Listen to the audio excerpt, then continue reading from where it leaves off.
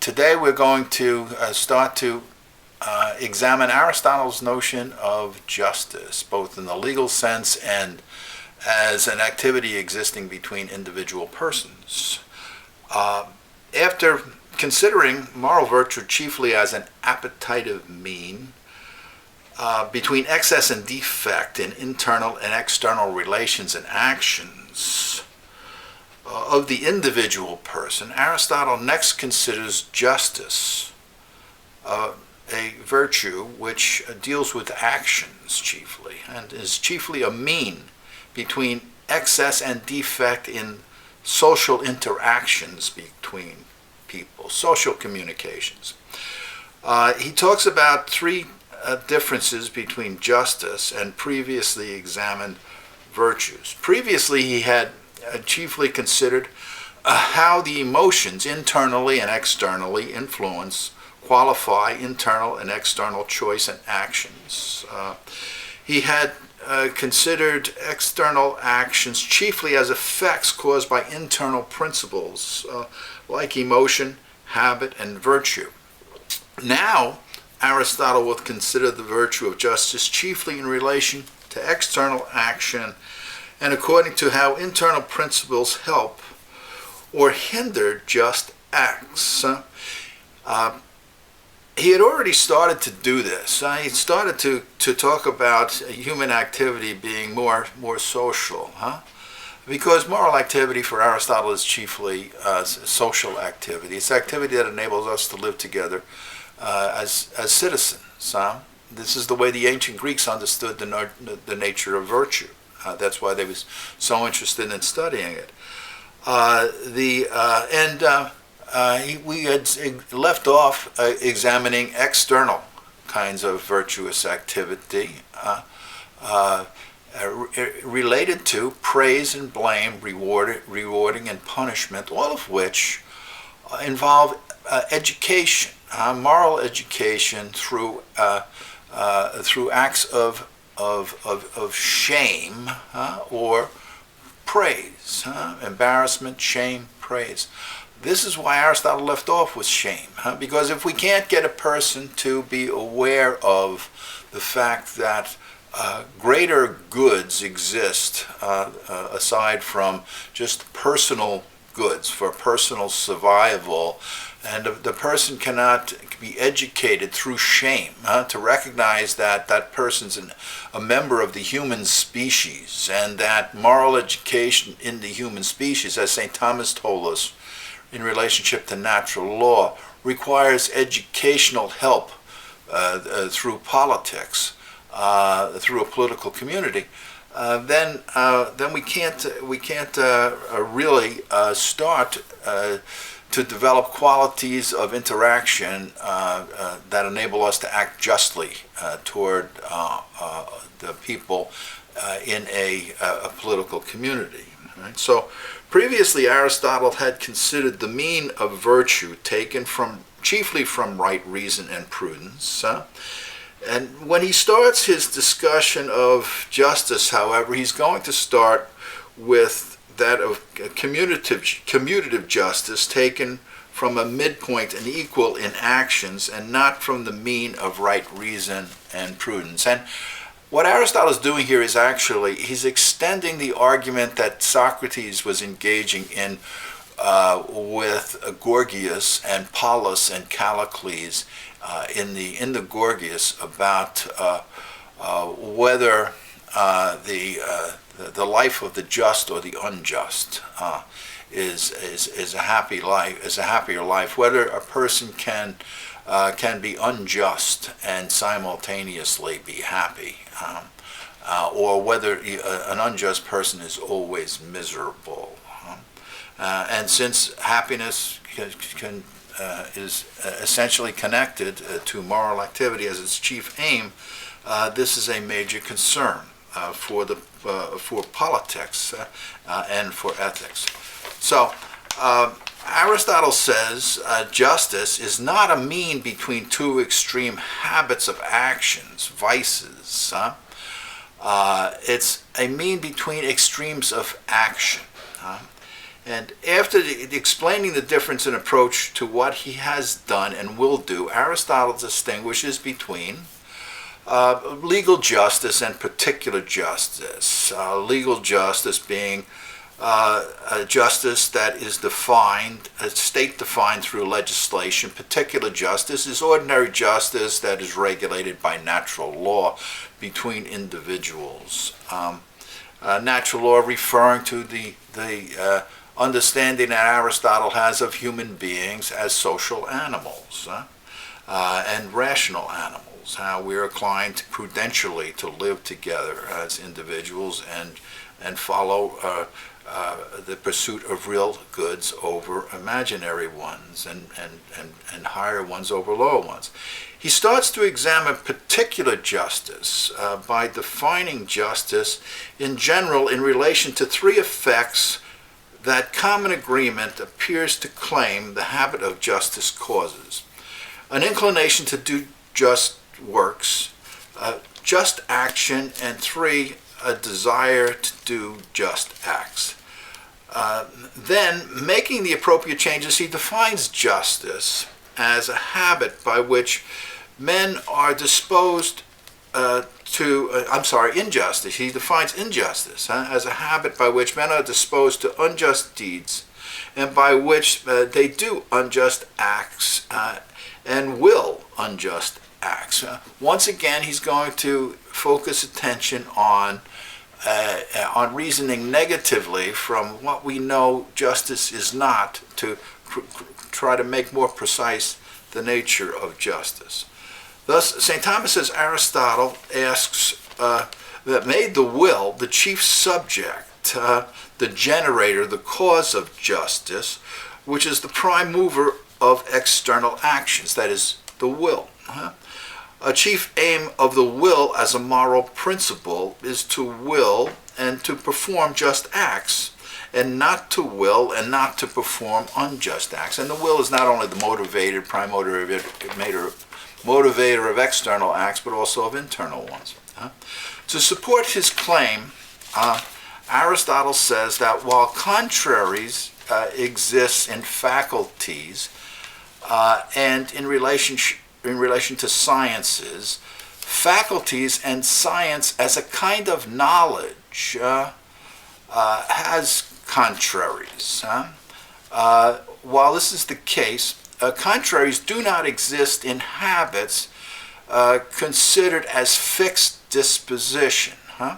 So science as a fixed disposition, as a perfection, for example, is not the subject that's being defined in terms of contraries. Science possessed as a perfection of the intellect hits the truth habitually, for example. Only those acts that agree with or are not contrary to health proceed from the habit of health. Science as a knowledge studies health and disease, but as a fixed habit of right judgment, it essentially relates to one contrary, knowledge of the truth, not judging falsely, habitually judging correctly. Since contrary habits belong to contrary generating principles, contrary forms and qualities, the healthy ones and unhealthy one act belongs to one fixed habit, healthy and unhealthy, or sickly. And since we know healthy qualities and unhealthy qualities from what causes health and disease, frequently we know one contrary or habit by another. For example, we know because someone is muscular that the person is healthy. Having flabby body parts, that the person's in a condition of bad health. Note, Aristotle is using this reasoning negatively to define justice from knowledge of injustice. And what he's doing here is he's trying to focus our attention on the fact that, look, when you're considering virtue as an internal habit yet to be fixed, then you're focusing on studying. You're studying virtue in relationship to extremes of habitual difference. But once the habit's fixed, right, virtue no longer lies between those habits of too much and too little extreme of habitual action. You already have the habit fixed. It's right. You have the right habit. Justice assumes you have the right habit of inclination, right? As an individual, so that you can practice those healthy habits toward another. That's the purpose of him going over all of this at this time. Before defining justice and injustice more precisely, Aristotle explains that we predicate the terms justice and injustice analogously, just as we do habit and virtue. We talk about the unjust person in three ways: as a lawbreaker, for example, as greedy, someone who wants too much good, and as unfair, who wants too few evils. From these ways of talking, Aristotle concludes that we speak of the just person chiefly in two ways: as law-abiding and fair. The equal opposes the two ways of being unfair. He concludes further that we call the just what is lawful and fair, and the unjust what is unlawful and unfair. We do this because habits, and law is a habit, make objects known. So law, by praise and blame, for example, tries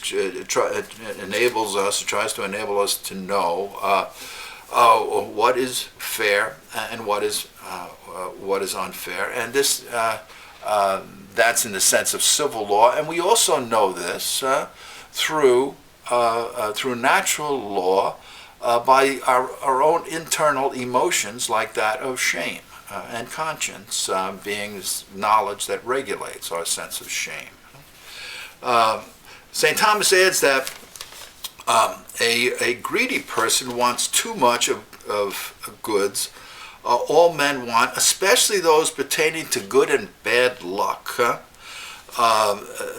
The external enabling means that can prevent you from exercising your internal facultative abilities. These are not always beneficial, expedient, and proportionate to what is really good for this person. These are goods that we need and can lose, and sometimes it's not good for a person to have these enabling means. Like Plato was fond of saying, nothing is worse than for a fool to get what he wants. To have those enabling means to perform actions. In this way, a person develops the vices of greed and injustice. Aristotle says that the unjust person is not always called unjust because he chooses too much good. Sometimes this person is called unjust because he chooses too little evils, too few burdens. Finally, Aristotle explains how the lawbreaker is unjust according to the norm of law, that the illegal is a kind of inequality because the lawless man is not equal to the measure of law. Okay? The person who is being determined according to civil law, however, as being evil might not necessarily be evil. It depends upon the condition of the political order, whether it's just or not. After having considered justice most generally between legal and particular, and making this distinction between them, Aristotle says, he focuses on legal justice, and he says legal justice considers legal enactments as relatively, that is, somewhat just acts. Laws aim at encouraging citizens' virtue, activities, behavior that promotes, is useful to promoting virtue, civic virtue, that is. Laws aim at encouraging behavior that one chief activity of chief concern to the city or the state as a means to happiness tends to promote, according to the species of city that you're talking about. Since citizens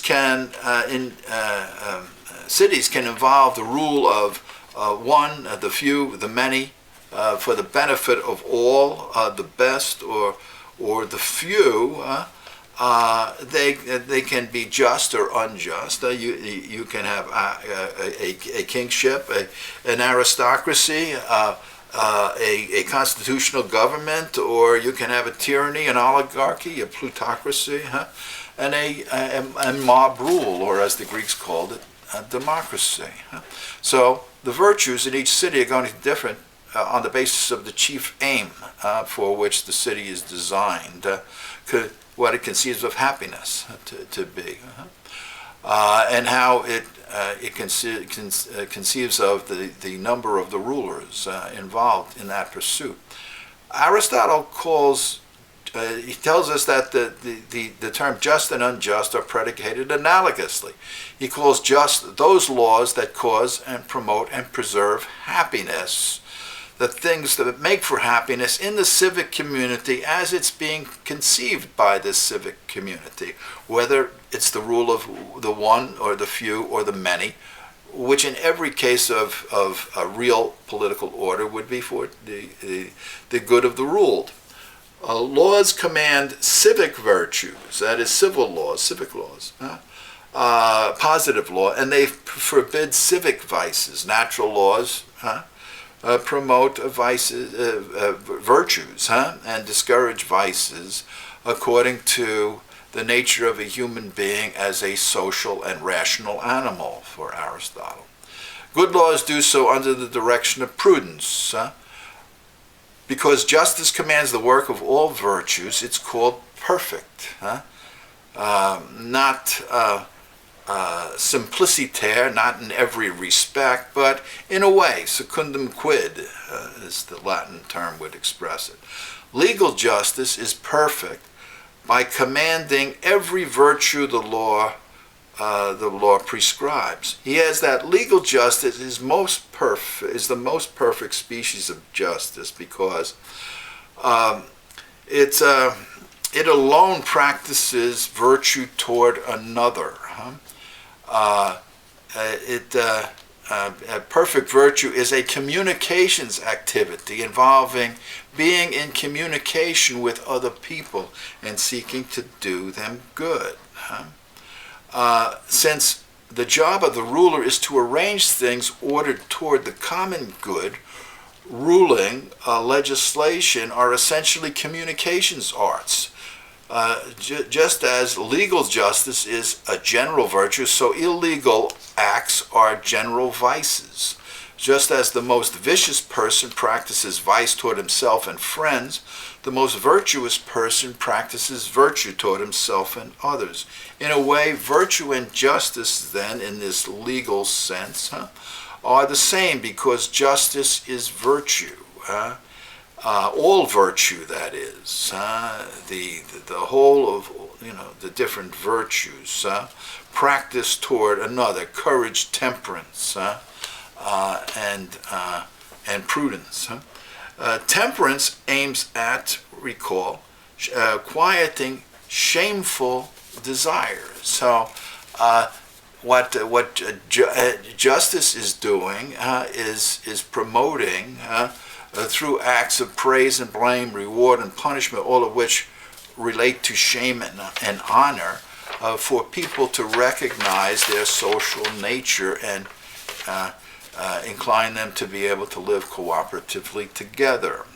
It's a shame that Western culture has lost this understanding of the Greek nature of ethics and has more or less identified ethics with being caused by religion, when actually it precedes religion. Aristotle would maintain exists by nature, and St. Thomas would say is caused by God. Indirectly, Aristotle would admit the same thing, at least if you consider the unmoved mover as a kind of divinity. Aristotle starts his analysis of individual justice between individuals by showing in three ways the difference between legal and individual justice, or particular justice. He says that a man considered legally just or unjust can be individually just or unjust. A covetous man, for example, is not a thief, is not legally unjust, because the ordering of acts to an end changes the nature of an act as virtuous or vicious. So the man who commits adultery to satisfy lust is chiefly concupiscent. The man who commits adultery to rob a woman is chiefly a thief. So here again, you have to understand how analogous predication is related to how we talk, and how the chief cause, how what we're trying to identify chiefly in the use of names is the chief cause involved in identifying actions.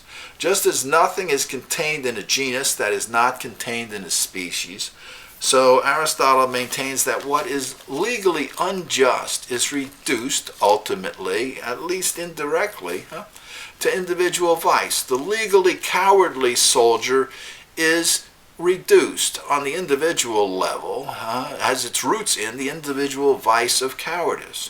The person who commits illegal assault is reduced to, in some way, at least in most cases, to the vice of anger. The legally judged thief is the individually unjust person. Aristotle adds that we determine the mean of both legal and particular justice as an equal. Whether legal or particular, the unjust act is the unequal, the illegal, either according to natural or positive law. Every excessive act, according to Aristotle, is unequal, but not every unequal act is excessive, such as having too few burdens. That's not excessive, except you might say analogously as having too few can be an excess. Similarly, the particular injustice of inequality is not identical with illegal injustice. The inequality of particular justice is related to illegal injustice as a part of a whole. Individually unjust acts are acts that are committed within the context of a political society, and impact on that as parts of a whole, and can be outlawed. Even though this is not prudent to do for the most part. Next, Aristotle says, inasmuch as legal justice involves using every species of virtuous act toward our neighbor, it conforms to complete virtue. The same is true of injustices that violate the law. Considered in general, civil law commands us to live according to every virtue and forbids us to live according to any vice. Some laws do not directly relate to any virtue, but indirectly they do, and they relate to some exchange of external goods. Next, Aristotle says that through the behavioral instructions it gives men toward the common good, positive law tends to educate, to produce virtue. But another kind of instruction exists about how to become individually virtuous. Whether that instruction belongs to political science is debatable, and is a topic he'll talk about in his Politics. I'm going to get some more light in here. Okay. St. Thomas concludes what he had been talking about in what has been lesson 3 of by saying that in the third book of the Politics, Aristotle states, to be a good man and to be a good citizen are not identical in every state. Some states are not worthy of honor and do not allow a person to be a good person and a good citizen. In the best state, these coincide. This takes St. Thomas to lesson 4, talking about distributive and commutative justice as forms of political justice. Leaving aside the study of legal justice, Aristotle next studies distributive and commutative justice as forms of particular justice. He says that distributive justice consists in distribution, dividing up some common goods and evils, like money and other goods, and work and expenses. It involves distributing proportionately these goods and evils among people who are members of the same social community. He says that commutative justice consists in transactions and exchanges, voluntary on the part of both parties, related to activities like buying and selling, bartering, mortgaging, lending, depositing, renting, and also involuntary exchanges on the part of one party, like theft, adultery, beating, poisoning, murdering, kidnapping, in his time, slave enticement, defamation of character, and verbal abuse. I guess slave enticement would be something like trying to get a professional to switch companies today. Transfer of individual. This all has to do with transfer of individual goods and evils between individuals. That is commutative justice. St. Thomas adds that since injustice can happen in both voluntary and involuntary transactions, the species of injustice is twofold when it involves involuntary exchanges, because in voluntary exchanges, willful exchanges, if a person is unwittingly treated unjustly, return of the loss constitutes just recompense. But in involuntary exchanges, if somebody beats you up unjustifiably or robs you, the victim loses something and suffers personal injury through an act of violence to his or her person, is either physically impaired or dishonored. And this also happens with respect to in distributions, with respect to administrative organizations and businesses, with respect to employees and so forth. Since involuntary acts can be done out of violence and ignorance, Aristotle divides such acts into the openly or plainly, out in the open, involuntary, and the secretively or hidden, involuntary activity, like a thief would perform very often. Next, Aristotle starts to talk about how and why we need to understand the equal as a mean in relation to distributive and commutative justice. Starting with distributive justice, he said that the just mean should be taken according to a relationship of proportions, a proportionate equality, by which he means a qualitative equality based upon a need to counterbalance inequalities in contributions. It's merit-based, if you recall. Getting what you deserve based upon what you contributed. To explain more precisely what he means by proportionate equality, Aristotle repeats something already said. The unjust mean wants an inequality of good and evil, and the unjust thing consists in the inequality the unjust man wants, an unjust relation, a relation of having and not having. Wherever a more or less exists, so does a mean or an equal, and the just mean in this case is going to be related to having. It's qualitative. The just is the mean relation between relations of having too much and too little. A midpoint, a privative negation, an opposite of having too much and too little. In other words, it's what I call a virtual quantum mean in relation of excess and defect. Hence, Aristotle says that the just consists in an equality between two persons and among at least four objects, two persons and two havings, things, for example, or even qualitative states like honor and dishonor, goods and evils, two havings, either of goods and evils.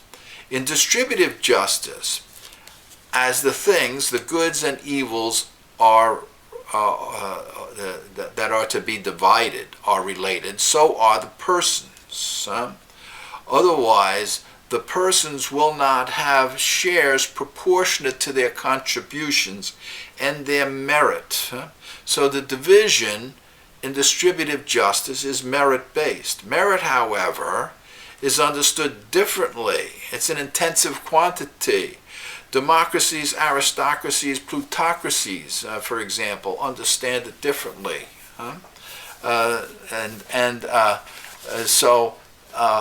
If, for example, you think that by nature some people are evil and are victimizers, and some people by nature are victimized, then the victimizers can never get anything based upon merit.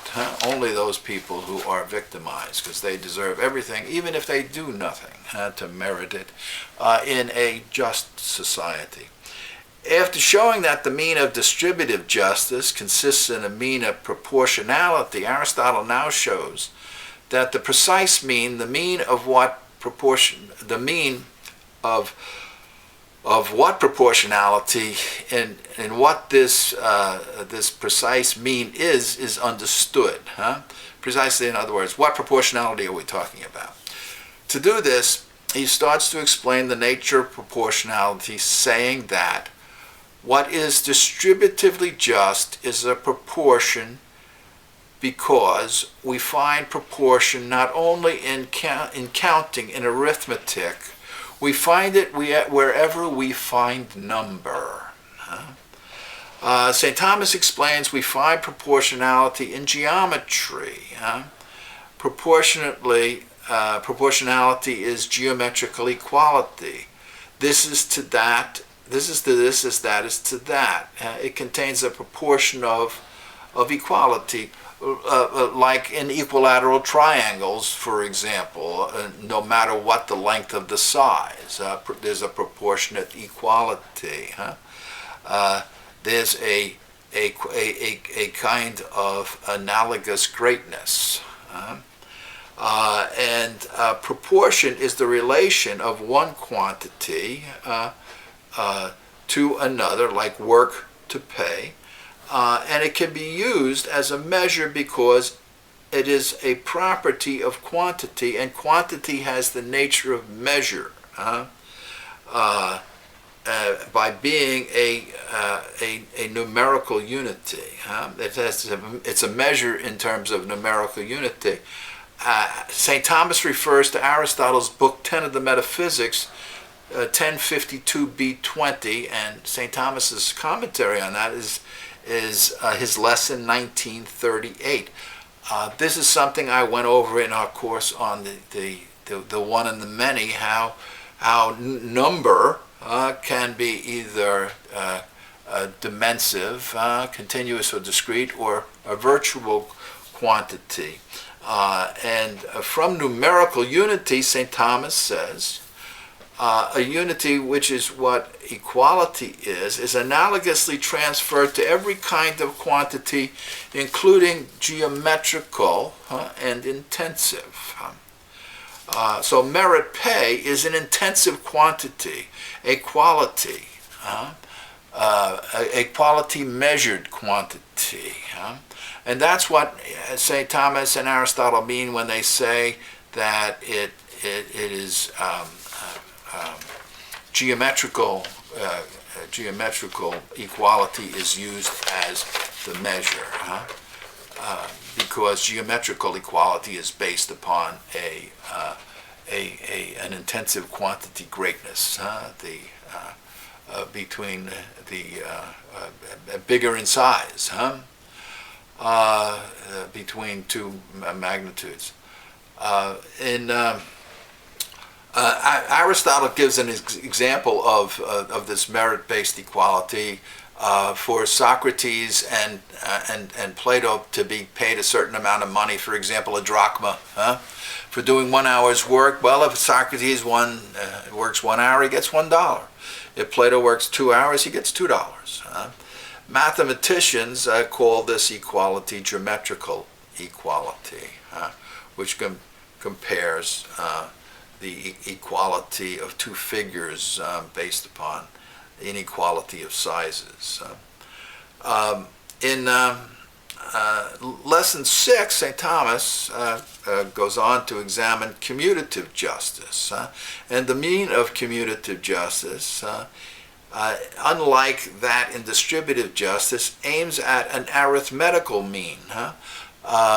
The mean in distributive justice is going to be based on prudence, because you have to determine the geometrical equality or the intensive quantity greatness. Not simply, for example, Socrates and Plato doing 1 hour's worth of work, but doing the same quality of work, the same job, for example. So proportionate equality is always related to justice, even in commutative exchanges. It's never not there. It's simply whether it's at the forefront or something that is brought in after this form of justice is first considered. In distributive justice, different relations. The mean of commutative justice, I said once again, was arithmetical chiefly, and not proportional, not based upon investment return, or not merit-based. In distributive justice, different relations of favoritism, of personal, giving personal favoritism rather than considering personal contributions, constitutes a form of injustice and a vice. One vice, Aristotle will say, exists against this distributive justice, and that's failure to consider the person. That is, failure to consider the person's contribution, and this vice today we would call favoritism, personal favoritism. In commutative justice, the law considers only the nature of the injury, or chiefly the nature of the injury. The person who is injured and the person who injures as equals, no matter whether a morally good man is injured by a morally bad man. In matters of commutative justice, the judge attempts only to make good the loss, restore what was taken away. So if money was taken away, you restore money with something of a monetary nature or of analogous greatness. And in addition, you restore honor to the person from whom this harm has been to whom this harm has been done. An example of how a judge attempts to restore equality is an example in the case of murder. How, for example, a judge will either require someone to give up a life for taking a life, or maybe get a life sentence in jail without parole. The use of the terms gain and loss are oftenly happen in relationship to commutative justice. And Aristotle says that they appear not to fit sometimes, related to the emotions and just how you could gain or lose in relationship to emotions. But he explains that this came into this discussion in relationship to business, and was then analogously transposed into discussions of justice in general. From what he said, Aristotle deduces two conclusions about the nature of the just act as a kind of equal in commutative interactions. The equal is a mean between gain and loss, more or less, the good and the evil, as these terms are commonly understood as having more is a gain and having less an evil. People go to a judge when they are in doubt between the mean, between gain and loss, because they seek to mediate. They seek a mediator, an intermediary, a mean between disagreeing parties. And hence the judge will be the person who determines the mean. And Aristotle says this person should be a living justice. Finding the mean of commutative justice, St. Thomas takes up in his lesson 7. To indicate how a judge determines a mean in commutative justice, Aristotle uses an example taken from continuous quantity, a straight line, where the line is divided into longer and shorter parts. And to establish equality, the judge takes a quantity from the longer part and adds it to the shorter to equalize them. Aristotle gives some other examples, not necessary for us to consider, because his point is clear about how justice is measured in terms of commutative justice. Finally, he says that the terms gain and loss, as I've noted, come from business. And evident from what he said is that commutative transactions related to justice as the equal consist in having an equal amount before and after the transaction, even in involuntary interactions. After examining commutative justice, Aristotle criticizes a false opinion that the Pythagoreans apparently promoted, related to justice being an eye for something like what we call an eye for an eye and a tooth for a tooth. And he says that this doesn't reduces the whole of justice to a kind of retributive justice. He says it doesn't make intelligible distributive justice. It doesn't cover all acts of commutative justice. Although even this judge, even though Pythagoras wanted it to cover all these cases, even Rhadamanthus, the famous legislator and judge, held this teaching, apparently. If a ruler strikes a citizen, Aristotle says, the citizen does not act justly if he strikes the ruler. If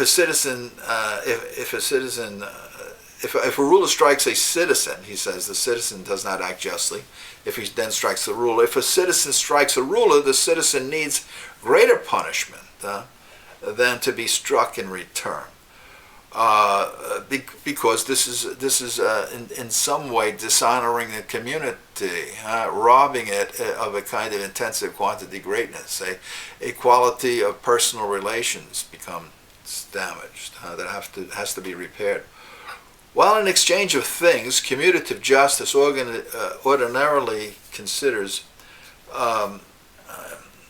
social ranks. In personal cases, in exchange of things, commutative justice ordinarily considers social rank. In personal injury cases, It doesn't. Okay. In exchange of things, commutative justice ordinarily does not consider social rank, but in personal injury cases it does. Injury to the ruler is injury to the commonwealth, and commutative justice involving involuntary interactions increases or mitigates punishment. In commutative justice, voluntary offenders are punished more severely than involuntary ones, unless the ignorance is involuntary, because they act with intention and contempt. Not at all times, but sometimes.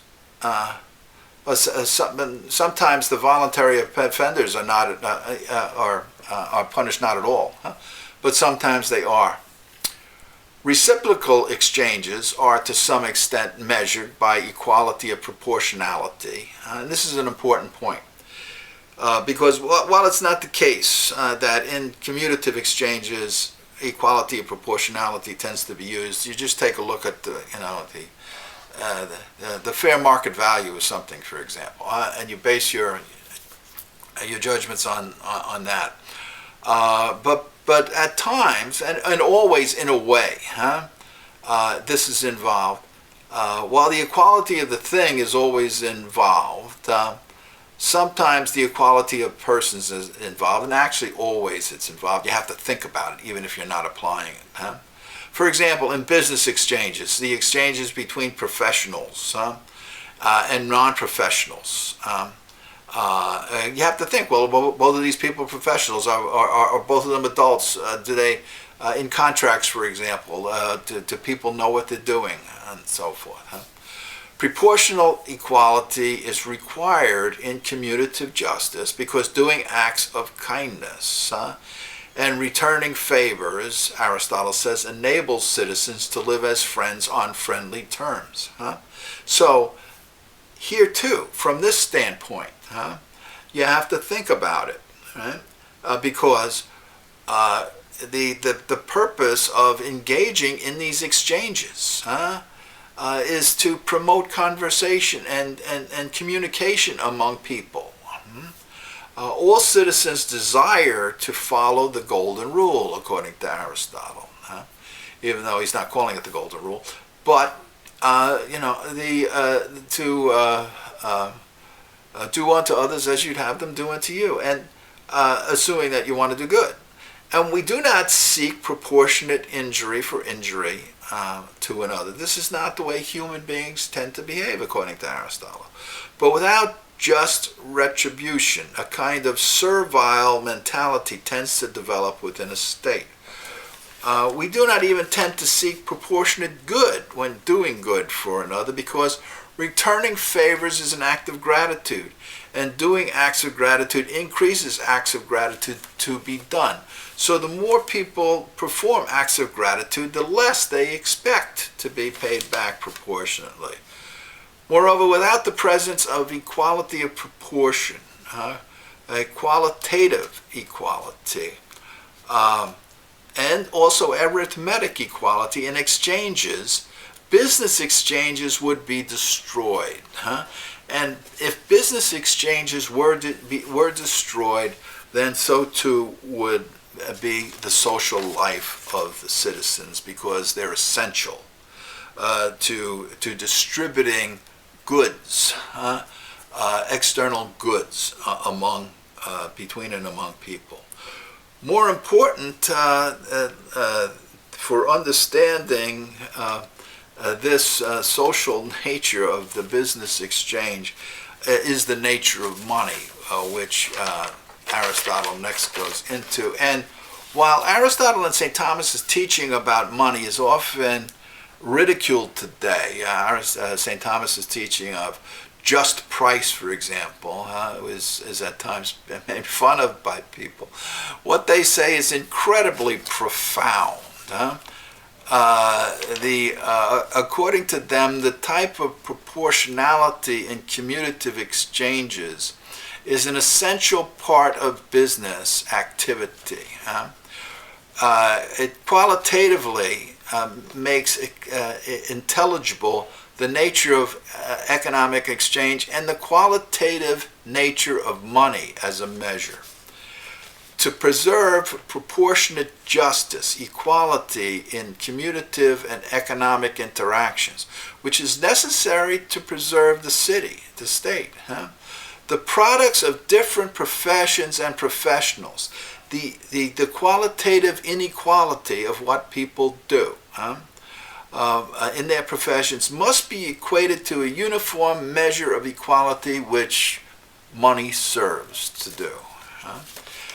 In a way, all things capable of being economically exchanged can be compared to an equal unit measure, St. Thomas says, to make known which is more or greater in relationship to human desire and which is less than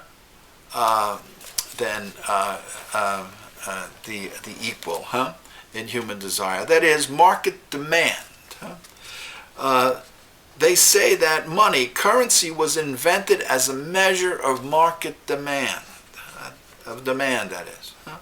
to establish fair pricing. Money, therefore, becomes the measure of paying too much, paying a fair price, or paying too little. To make intelligible the nature of money as a measure of fair price and market demand, they give the example related to the exchange of one house for X number of sandals or X amount of food. While generally considered, one house, St. Thomas says, is of qualitatively greater good for the preservation and promotion of human life than one sandal, over a long period of time, one house is qualitatively has the intensive quantum greatness equal to so many sandals. Over a short period of time, one house has a qualitative good as an enabling means, the greatness of power for the promotion and preservation of X number of people, say through food being distributed now. In short, some goods have a qualitative greatness, expressible in arithmetically quantifiable terms through a physical sign numerically expressed. So the money through as an arithmetic sign is expressing qualitative greatness. But it is more than simply a numerical sign in the sense of an arithmetical one. It's also an intensive quantum sign, because the farmer, the builder, and the shoemaker produce qualitatively unequal useful goods. Goods unequally useful for executing performance activities. Remember that productive activities service performance activities, which are the reason for their existence. And so these activities human beings chiefly demand and consider of greater good.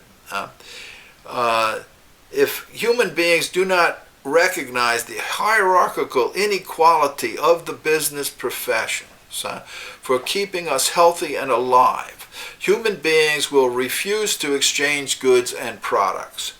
The person who makes sandals in exchange for different work done by the physician cannot assume that X number of sandals are going to equal X number of dollars. According to how the sandal maker wants to measure them. Hence, some means for equating qualitatively unequal goods produced through hierarchically ordered professions, unequal professions, has to be discovered and invented. And this is the function that money performs, and it's the reason why money has to be backed by the state, the power of the state, and the honor of the state, the integrity of the state, the intensive greatness of the state. Money enables generically unequal goods of the farmer, the builder, and the cobbler for the promotion and the preservation of health and life, to become members of the same genus of economic goods, enabling means measured by a generically common measure of use good, or use value as we would say today, productive of real life enhancing good. Real wealth consists in human talents. The wealthy person is the person who can get, the wealthiest of persons is the person who is able to get the wealth of more talented people for free. According to St. Thomas, only one standard truly measures all good, including economic goods, and that's demand, human needs. All human goods have one chief measure, natural need, to stay alive and to preserve health. We do not measure economic good according to a metaphysical standard of greatness. We do not measure it in this way, because if we did, he says, and this is his example, a mouse would be of a greater good than a pearl. We measure economic good price according to a human being's relationship to needing something for some use to fulfill some human need or want at this time. And this makes money itself as something that does not have a consistent use value or use measure. As further proof, St. Thomas, as further proof that human need is the chief measure of economic price, St. Thomas says if human beings had no needs, no human exchanges would happen, nor would they happen if we did not have like needs, similar needs. We would not exchange something we have for something for which we have need, for something. We would not exchange something that we do need, that we have, for something for which we have no need. The etymology of the word money, he tells us, is from the Greek word for law, from nomos, and the etymology relates to the fact that demand measures all economic exchanges. Money arose as a conventional agreement among men because of the natural demand, the need to exchange necessary goods. It's a physical sign of an agreement. He doesn't use this term, but I will. It's an IOU, that upon demand and by law, what a person needs will be given to him in exchange for money. So a chief virtue of money, a part of its intensive quantum greatness, is that it acts as a kind of insurance policy. Because money can become useful if not backed by the force of law, St. Thomas says, and the integrity of the government. St. Thomas says that while human demand is the measure of all good according to nature, money is the measure it's the measure of this in terms of human convention by law. Money enables us to have a measure by law within and between states of the quality of the labor of a state, the productivity of a state's workers, based upon the kinds of professions that they have, which are more or less contributive to maintaining human well-being in terms of health and existence. There has to be a reciprocal proportionality of the labor within a hierarchy of professions, within the state and between states. Hence, in a way, money is the measure of the measure of the health of a state.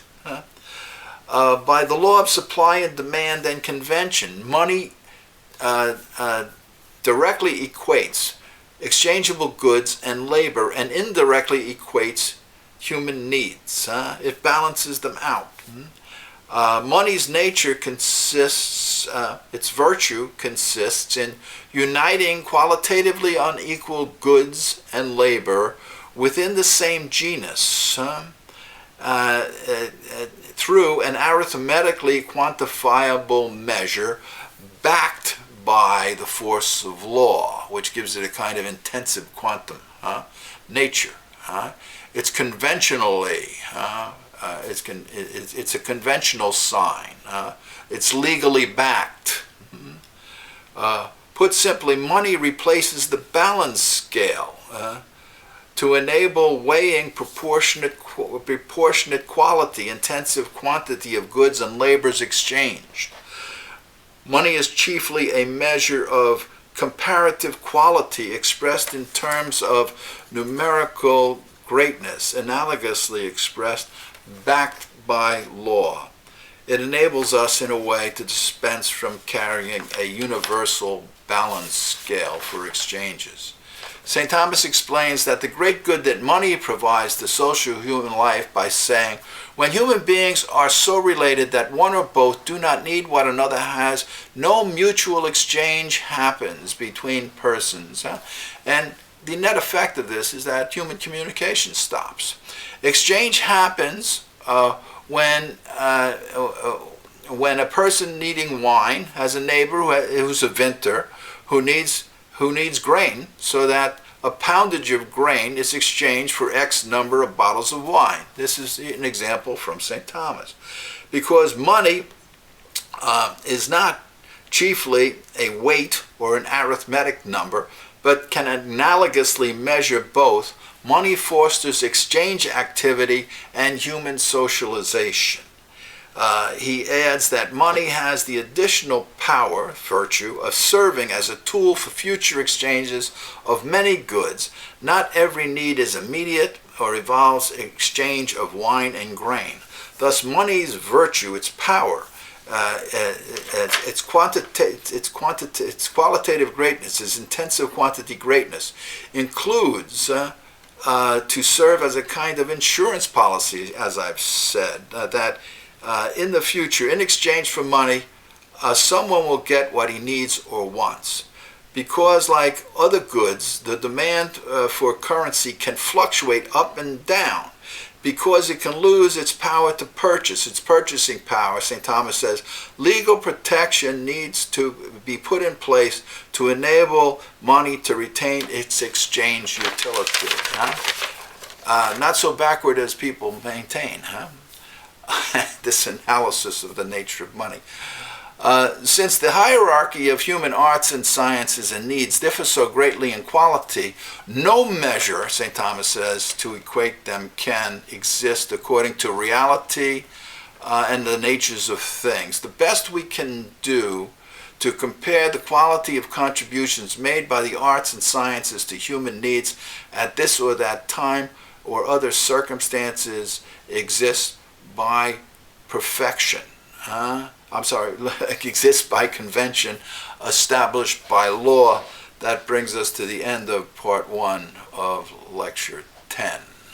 At the end of video lecture 11, part 1, I said I was signing off from video lecture 10, part 1, and I don't want you to get confused. So understand that last lecture that I finished was video lecture 11, part 1, on the topic of money related to justice as being an equal. And now we're going to take up Aristotle's discussion of just action and how just action is a mean.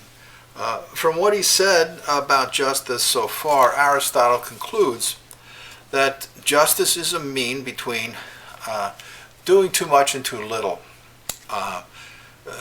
Doing what is unjust, which is an injustice to yourself by doing too much, and suffering what is unjust by doing too little. Actually, it's a mean between doing and having. Doing too much and having too little, doing too little and having too much. As such a mean, Aristotle concludes that it's between having more than is due or having less than is due. It's a qualitative mean, though, as once again something I would call an intensive quantity or virtual quantity mean. In the most precise sense, however, Aristotle claims justice is not a mean in the same way as other moral virtues are a mean between two vices. It's not chiefly an emotional mean. It's chiefly an operational mean between doing what is unjust and suffering what is unjust. As I've said before, every virtue for Aristotle is a virtual quantity. It comes from, both have their etymology from the same term of vir, strength, and man, in Latin. Justice, then, is a mean between doing an unjust act and suffering an unjust act. Suffering in the sense of tolerating an unjust act, which in some cases is no vice and can be in virtue. But in every case, it's a mean in social interaction and social communication, and therefore impacts on communication, which is important to understand because of the damage it can do in social relations.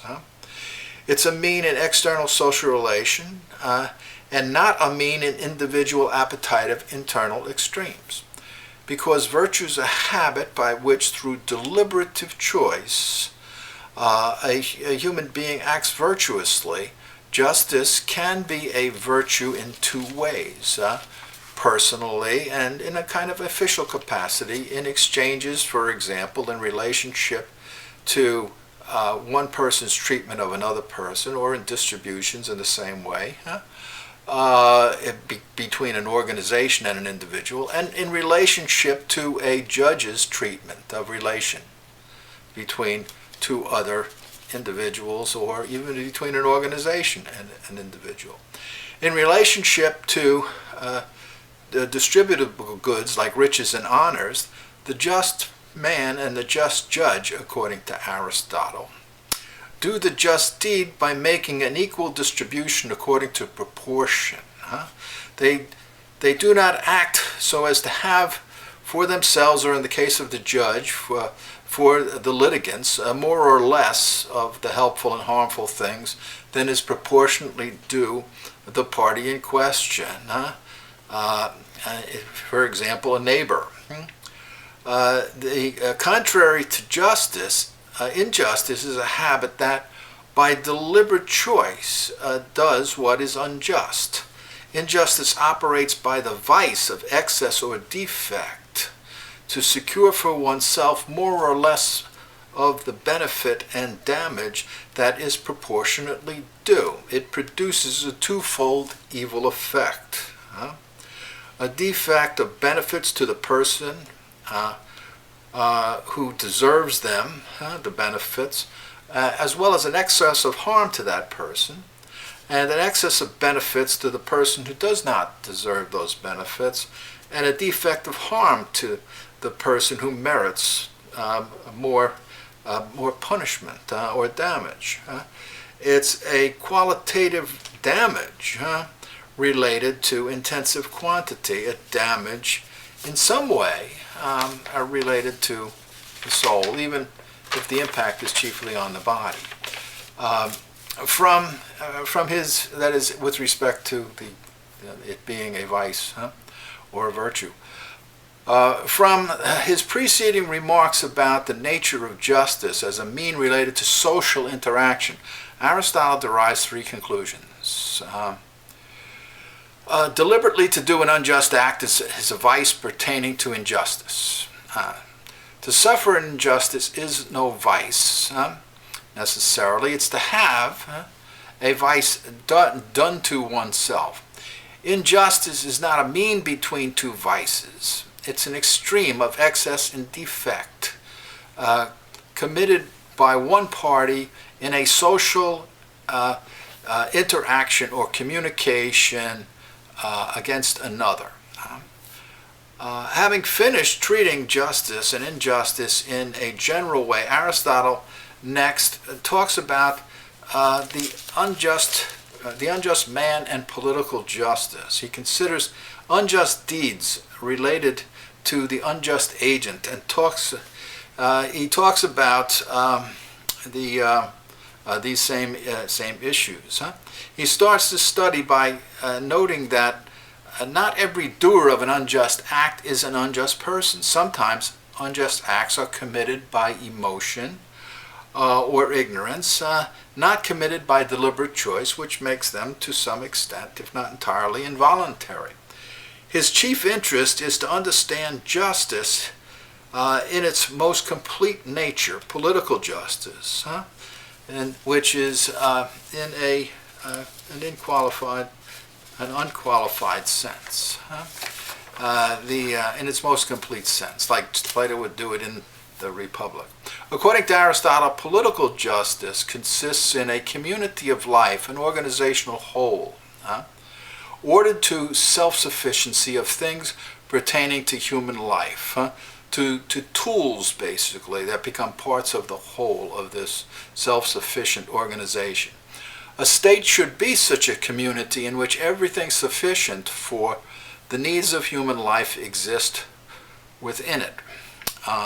Political justice exists, according to Aristotle, in free men, in free people, self-determined individuals, that is, people who are self-made in a way, and are able to engage in self-rule. That is, they are equal in intensive quantity to the responsibility that they have, according to human nature, to pursue happiness. Political justice, he says, does not exist in slaves, who by nature are people who are lacking in being able to act in a self-determined way, because they lack prudence. They lack prudential judgment. Aristotle uses the term slave in a very extended sense, analogously, chiefly referring to people who are lacking in prudential judgment.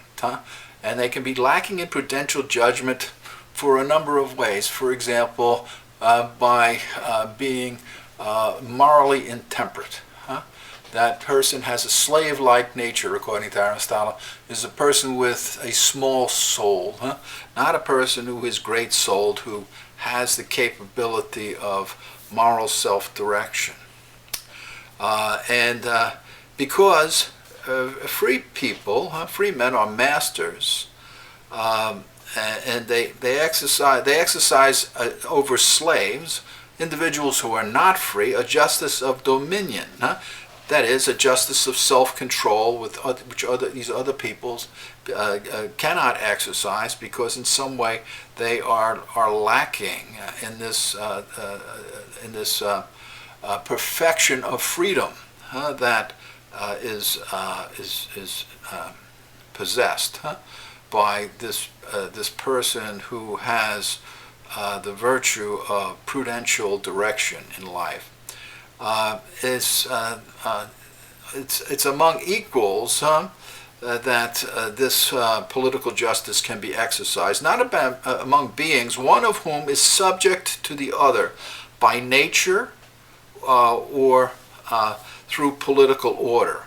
Political justice is a species or it's one of two species, either distributive, which is determined by proportional equality, or commutative, determined by numerical equality. Political justice exists in free and equal people, because being enacted by law, reason, it is found in those for whom law is enacted, people who are receptive to taking direction by reason. They are able to listen to reason. So anybody unable to listen to prudential reason, anybody, for example, who thinks that forms, natures, do not exist in things, and therefore you can't predict the future, and have a chaotic way of looking at reality, have the mindset of slave, as Aristotle sees it, and are unsuitable for political rule, and certainly for political command. For Aristotle, this political justice also exists in people in whom injustice can exist because they can resist taking rational direction. For Aristotle, this is evident because legal punishment is a judgment about what is unjust, and legal punishment exists. The law exists for those between whom justice and injustice can exist. Because not every virtuous and vicious action is an act of virtue or vice by virtuous or vicious people, Aristotle concludes that law in governing a community, let law or the prudent man should rule. Not those who act out of whim or out of passion. Not people who are anarchists, not people who have no control over their reason or their emotions. Aristotle would lump all of these people in some way or other of possessing the nature of a slave. Because the ruler rules for the benefit of the ruled, the reward given to princes, he said, should be honor and glory, not wealth. Tyrants, he says, rule for wealth. The justice of the master over a child or a slave, he says, is paternal justice. The justice of dominion. In a political state, it's benevolent despotism. In fact, St. Thomas uses the term paternal justice. These have a likeness to political justice. And then Aristotle shortly talks about the question whether or not a person can be unjust toward himself, and says that he cannot, and he'll take that up a little bit later on. Domestic justice, he says, exists between a husband and a wife, and Aristotle points out that a wife is by nature not a slave, but there's a kind of dominion, of domestic rule that exists in a household, where Aristotle would say that by nature, because of the ability on the part of the husband in the household to be possessed of a greater kind of liberty by nature, that the husband is inclined to be more free and to be in a position of having greater rule. But that doesn't mean Aristotle thinks that a husband is in total dominion over a woman within a household. He talks about that in Book 1, I think it's Book 1 of the Politics. But I don't think St. Thomas mentions that in his commentary. At this point, Aristotle divides political justice into legal and natural.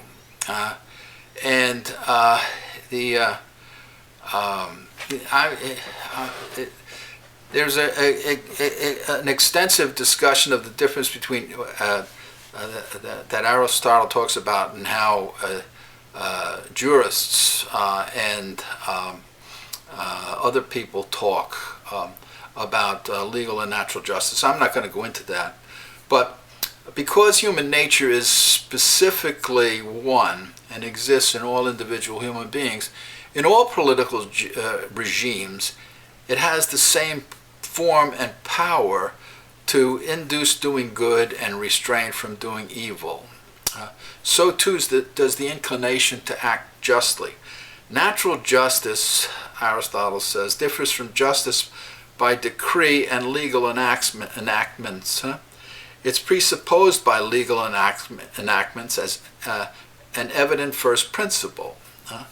A twofold nature, St. Thomas adds, exists in human beings.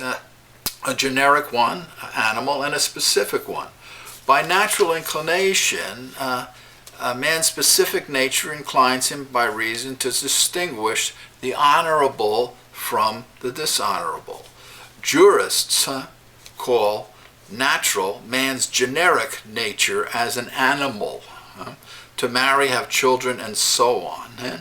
And they refer to this as jus naturalis, as distinct from jus gentium, the right of peoples, the inclination of a human being as a rational animal or a free agent.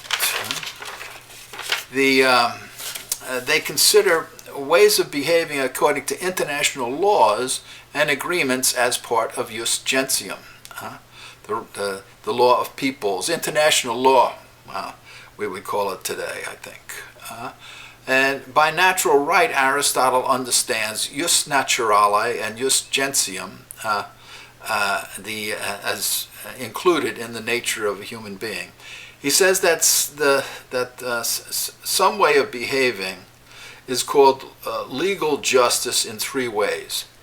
Habitual ways of interacting become written down by starting out as a particular dictate, and through judicial decisions that become legal enactments. Citing Cicero, St. Thomas claims that legal and positive justice always originates not as an evident conclusion from a principle. If it were, it would be applied always and everywhere, but it arises through judicial decrees in two ways, mixed with error and without error. Examples of positive justice arising from natural justice include that thieves should be punished, which is something known by natural justice. But the way that it's implemented in law is to say by paying a penalty or a fine, which is something that's dictated by legal justice, and there's no error involved in that, according to St. Thomas. But if the judge were to conclude that benefactors should be honored, which is something that one could know by natural justice, natural right, but they should be honored by being worshipped as gods, this would be an error in legal justice. So what exists by natural law as that then becomes part of the jus gentium and so forth with error, very often, as a result of drawing the wrong conclusion from a premise that is known in some way as a conclusion from natural law. Some people, like the Socratic Aristippus, according to St. Thomas, following Socrates' critique of Cephalus's definition of justice, giving back what you received, denied the universal nature of justice and maintained, like Thrasymachus, that legal enactments are the origin of justice. Aristotle starts to prove the universal nature of natural justice, that justice exists by nature and not by social enactment chiefly, or by social contract, by claiming that in nature, heavenly bodies are unchangeable and earthly and human bodies change internally and externally. It's saying that while all just acts in this world are changeable, some are naturally just, and others are just by judicial decision. Just as natural acts in this world happen in the same way in the greater number of cases and fail in a few, so acts of the just by nature, that a deposit ought to be returned, must be obeyed in the majority of cases and fail in the majority of cases.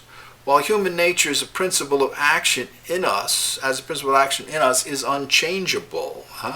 Habits, actions, movements, that this fixed principle generate are changeable. So too, while in its nature, as a principle of organizational action, justice is unchangeable. For example, thou shalt not steal. Actions that justice generates in the individual circumstances are changeable. The legally just act is always changeable, and it's just by arrangement, advantage, and convention for some human utility in a conventional measure like money and scales. It's more more diverse in something like a wholesale business, as St. Thomas says, and more uniform in something like a retail business, because you have a wider, you have a more generic a measure, and then a more specific one relating to the wholesale, say, and the retail. Well, only one form of government is everywhere best according to natural justice. St. Thomas and Aristotle might be referring there to the mixed constitution, which they've called the best, or to the just, in whether you're talking about the rule of the one, the few, or the many.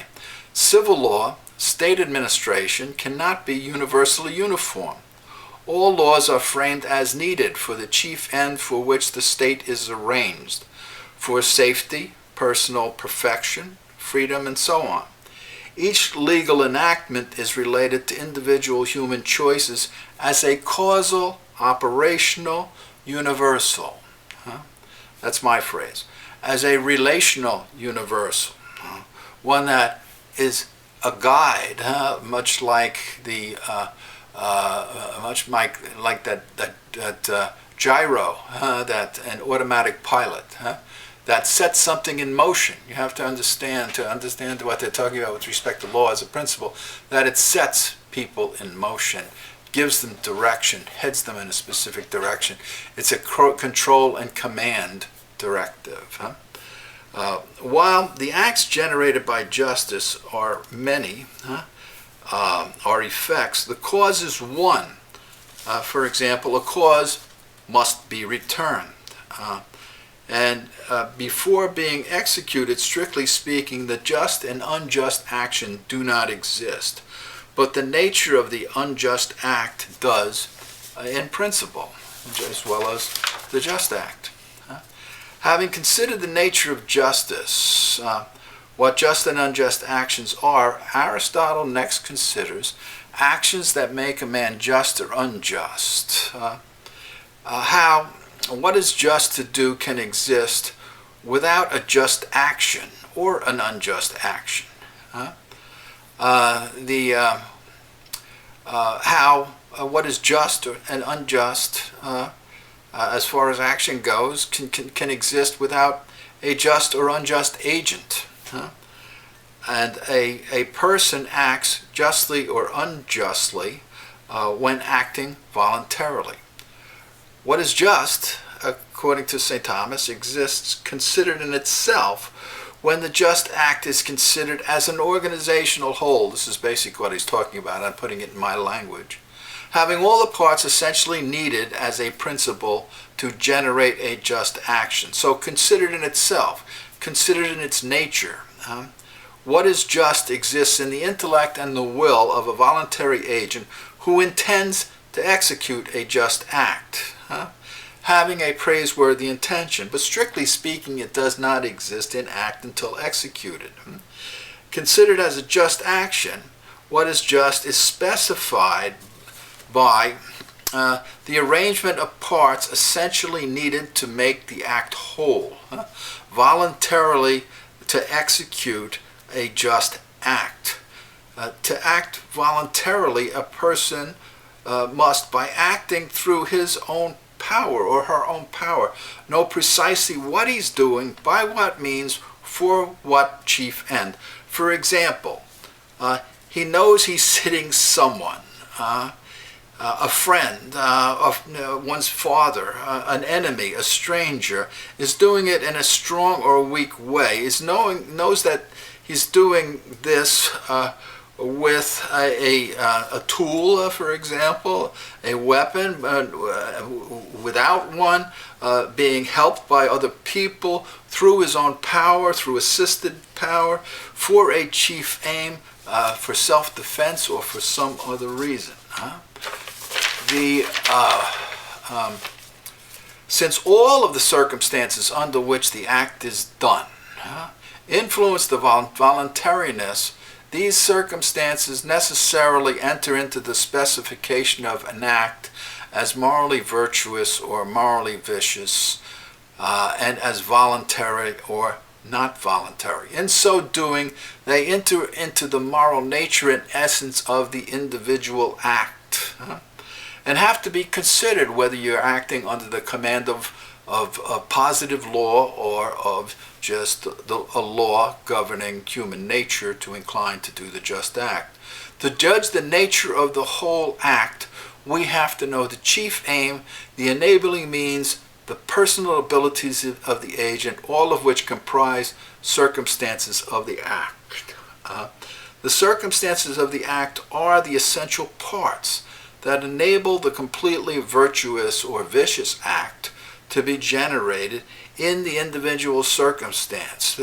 All of these generating principles include who is acting, what is that person doing, to what is that person or whom is this person doing what the person is doing, for what chief aim or end, with what or without what, just with personal power or with assisted power, how intensely is a person doing it, when is a person doing it, and where. The 8 circumstances of an act. They comprise part of the organizational makeup of a voluntary act.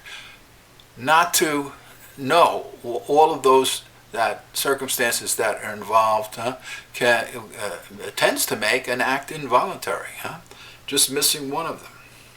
A moral act is an act authored, voluntarily caused by someone whose principle of action and control of the action is what he intends and is within his power.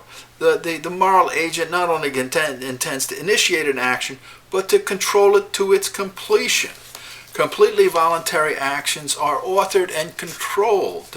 They're command and control decisions up until total completion, to which free agents voluntarily consent and command. After considering how a person can voluntarily do injustice, Aristotle considers whether a person can voluntarily suffer injustice. In 3 ways he approaches this question: whether every suffering of injustice is voluntary. The evident, he says, is that some people unwillingly suffer injustices like flogging or blows. He asks whether a man who involuntarily suffers blows and flogging, robberies, essentially or incidentally, is a victim of injustice. If a person can voluntarily suffer injustice, can such suffering in some way still be involuntary suffering of injustice? He answers these questions by defining injustice as essentially voluntarily inflicting injury. Provisional, it's a kind of provisional definition. Then he gives the example of an incontinent person as voluntarily inflicting injury on himself, and in so doing, voluntarily doing injustice to himself, knowingly hurting himself, and therefore being said to be doing an injustice. Aristotle does not accept that notion that a person can do injustice to himself, but he throws it out as a problem to have to resolve for educational purposes. Then he poses the question whether if an incontinent person can permit another, a prostitute for example, to injure or rob him, a person could voluntarily suffer injustice. Another example would be tolerating injustice for greater political good. St. Thomas and Aristotle don't give that at this point, but St. Thomas offers it elsewhere and my recollection is so does Aristotle. Aristotle resolves the question of whether a person can voluntarily suffer injustice by stating that without qualification, the definition he had given of doing injustice as voluntarily inflicting injury was incorrect, inadequate. Strictly speaking, doing injustice is inflicting an injury on another person against that person's will. Absolutely speaking, with a complete will, he maintains, no one suffers injustice because doing injustice is to inflict harm on someone else against that person's will. With a complete will, no one, and not even the incontinent man, although he unwillingly harms himself, wills to suffer injustice. Note how knowing the circumstances makes an act voluntary. This discussion Aristotle is engaging in, by the way, is a repetition, once again, of the discussion that Socrates is engaged in, chiefly with Polus, with Gorgias, and Callicles in the Gorgias. By concupiscence, the incontinent person is attracted by lesser or apparent, not real good and evil, in a moment not totally driven by emotion. The incontinent person does not think what he wants to do is really good. Nonetheless, he subordinates his prudent judgment and goodwill to command of his disordered sensitive appetite. From this, Aristotle concludes that, absolutely speaking, because the principle of action is in the agent, doing injustice is voluntary. Because the principle of suffering, the cause of suffering, injustice, is in the unjust doer of the injustice, suffering injustice is chiefly involuntary. Having resolved the question about injustice, he considers another, which he resolves by saying, the question related to who does injustice in distributions, the giver or the taker. If the conclusion he just drew is true about the nature of being able voluntarily to suffer injustice, a problem appears to arise, because at times people knowingly and willingly give more to others than they do to themselves. Virtuous persons inclined to accept less good than they give. The solution to this difficulty is twofold. One, sometimes when the giver gives a greater external good away, St. Thomas says, he receives a greater internal good, glory, moral or honorable good, a good of greater intensive quantity, greater quality. And for three reasons, a person who accepts too much from another does not always commit an injustice. Only a person who wills to commit an injustice can commit an injustice. A person can act as a source or principle or instrument of an act. The recipient of an injustice is an instrument of injustice, not its cause. In distributions, the giver, according to Aristotle, is analogous to a judge in exchanges. In distribution, if the giver knowingly shows favoritism to one party over another, does not consider merit, the giver acts unjustly. If the receiver receives such a distribution in ignorance, that person does not act unjustly. After resolving this question, Aristotle refutes some false opinions about doing injustice. That being habitually unjust is easy. He refutes this by saying that while the opportunity to do unjust acts is great and immediate, doing unjust acts immediately and with pleasure is not easy, is not immediately in a person's power. You more or less have to be habituated to do this. Knowledge of the just and the unjust action in the individual situation is not easy.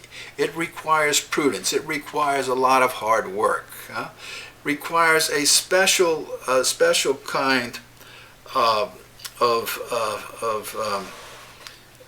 knowing that that's in the prudent man, an estimative, an adaptive kind of knowing to adjust, to be able to adjust to the situation.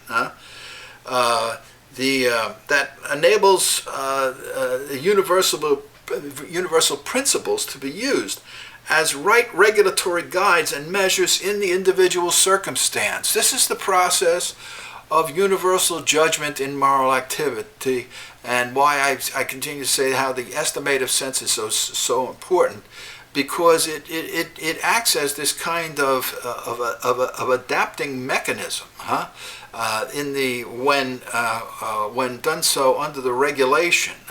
It's a kind of regulator, internal regulator, that is in the prudent man, to be able to rightly to guide, to know when to set automatic pilot, on, and it acts as that kind of automatic pilot in establishing equilibrium and steadiness in action in individual circumstances, and can put all those complex individual circumstances together in the right order to create a beautiful whole. The just man can do injustice as easily as anyone else, according to Aristotle, because he has a greater knowledge of how to do this, how to do unjust acts. This is a claim, that many people make as a kind of sophistic argument, but Aristotle claims that, strictly speaking, this claim is false, because this is the person least able to do this kind of injustice. I think that argument's given in the Euthyphro, also as a kind of sophistic claim. Aristotle concludes that just acts are found in just people, and vicious people cannot use goods well. But just people are the least inclined of all people to do unjust acts. Having considered justice in general, Aristotle and St. Thomas next consider equity, a general directive of justice under three topics: its formal object, its subject, and the kind of habit it is. To start his inquiry, Aristotle distinguishes the equitable act and the equitable person from the just act and just person, saying the equitable act and person is better than the just person because this person is more than just in a way. Claims that sometimes the equitable departs from the legally just. We praise the equitable person, he says, as manly, as perfect, as possessing a greater quantum, intensive quantity, habitus. After wondering shortly about how the equitable can be better than the just and more praiseworthy, and not be better if nonetheless it's more praised, he solves this problem by saying that the equitable is a species of justice better than another species of justice, because the equitable is a species of natural justice, which is a species of justice, an intensive quantity power, basically, that is added to constrain and regulate positive law, because natural justice is the principle that generates legal justice. Because laws are principles that generate definite direction to a multitude. They basically are an extension of habit. Laws must be promulgated to some a multitude in the form of a universal command. They are regulating commands for adaptation, if necessary, in individual circumstances. But because the law applies to every individual member of the community and every case, an infinity of possibles, it must be framed in a somewhat universal way, like all murderers will be executed. Evident is that our intellect can predicate a universal truth about some things, necessary events, necessary activity, where no mistake can happen. but these are rare. Regarding contingent acts, which comprise the genus of moral acts, we know that some directives are true in most instances and fail in a few, much like in physics. We know this. Because the legislator cannot know all the particulars of all situations, the legislator needs the benefit of this quality of equity, just like natural law needs corrective by positive law. And because law is directed toward a multitude, a group, the legislator necessarily talks in a universal way. However, because the legislator knows that what he says is universally true only for the most part, he recognizes that law can be applied defectively in some situation. This defect doesn't destroy the moral goodness of the law or of legal justice. It just gives it a limited kind of certitude, what St. Thomas would call moral certitude. Since natural law governs individuals and actions as species individuals and species acts, but positive law governs implementation of natural law in individual circumstances, kind of as a regulator, prudence dictates that a person should correct mistakes in the application of positive law when they happen in particular circumstances, like outdated safety laws. The legislator legislated by means of a defective proposition because this is the only way lawmakers can legislate, and because in the individual circumstances legislators would correct such mistakes if they could, St. Thomas adds. The mistake arises from the nature of the individual human actions, which must always exist in different circumstances. Hence, the nature of the equitable is clear, that it's a natural law corrective, a natural law directive of positive law, where positive law is defective in a particular case. Positive law can never be absolutely rigid in individual cases. It must be applied proportionately to the situation, much like that leaden rule that I had talked about previously. How an equitable judge should judge, then, excuse me, I have to take a drink here of some water. A judge in a court of equity should not be a zealot. It should not add more punishment than is needed to be medicinal. Such a person should not be a Jansenist. The equity is a habit of justice, which is different from legal justice. Aristotle ends Book 5 of the Nicomachean Ethics by examining the question whether a person can be unjust to himself. Strictly speaking, his answer is no, for two reasons. Law commands acts that are just according to any virtue. What law doesn't command appears to be unjust and forbidden, not just, not commanded in terms of any virtue. The law doesn't command, for example, a person to take his own life. So taking one's own life appears to be of itself by its nature forbidden as unjust. A person who injures another person, contrary to law, voluntarily does injustice. A person who takes his own life in anger willingly injures himself contrary to law. Therefore, apparently, a person can treat himself or herself unjustly. Aristotle solves this problem through several arguments.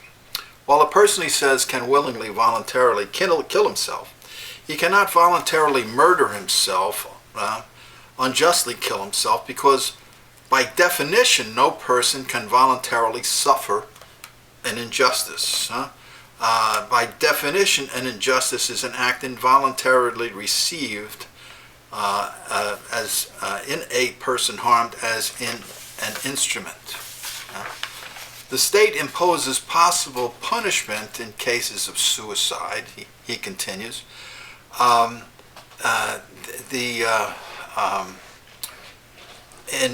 By censuring the act as one of dishonor, and the dishonor is manifest by the state by leaving the bodies of suicides unburied, or maybe dragging them through the streets, because they've committed an injustice against the state, not against the person involved. In terms of particular justice, for 4 reasons Aristotle says no one can do himself an injustice. According to particular justice, a man who does injustice has more than his due, and suffers. The one who suffers injustice has less than his due. If a person could do injustice to himself, a person could simultaneously give to and take from himself contrary opposites in the same part of himself, like health and disease. Moreover, he says, doing injustice to oneself must be voluntary and with choice. It must be a deliberate act involving forethought. Has to exist prior to suffering injustice. But the person who voluntarily injures himself suffers injury simultaneously, involuntary and against choice, does injustice to himself. If a person voluntarily does injustice to himself, suffering injustice is not an involuntary act. Aristotle continues that the problem is completely solved by recognizing that, by definition, unjust acts are involuntary acts on the part of the receiver and voluntary on the part of the doer. Next, he says that both doing and suffering injustice are evil, and having less suffering involves having less than what is due. Doing injustice is worse than suffering injustice because it's more shameful. Once again, going back to the discussion between Socrates and Gorgias, Polus, and Callicles in the Gorgias, which heavily appears to influence Aristotle's teaching on this issue of justice. In no way can the person who suffers injustice be considered evil and called evil. Incidentally, suffering injustice can result in more injustice done down the road, and in parts of the soul a likeness of a species of justice exists between reason and emotion, thereby concluding this study of the moral virtues at the end of Book 5 and video lecture 11, part 2.